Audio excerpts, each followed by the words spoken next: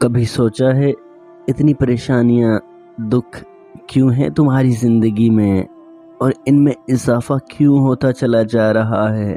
سوچو، کیا تم اپنی قسمت پہ راضی ہو یا جو چیز تمہیں حاصل نہیں تم دن رات اس کی تمنا اور طلب میں تڑپ رہے ہو؟ جان لو، جو چیز تمہاری قسمت میں نہیں اس کی تلاش کرنا حماقت اور ذلت کا باعث ہے۔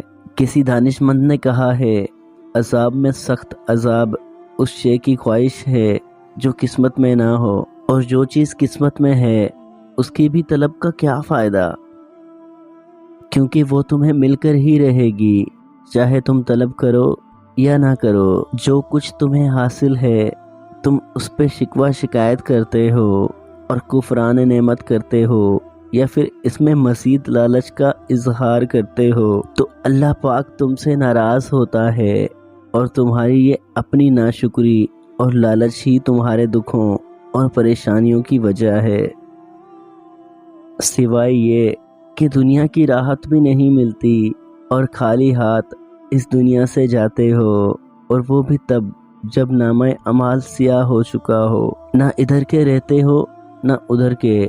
لیکن اگر تم اللہ پاک کی دی ہوئی نعمتوں پر قناعت کرو اور شکر گزاری کرو تو وہ نعمتیں بھی تمہیں بآسانی مل جائیں گی جو اب تک تمہیں حاصل نہیں۔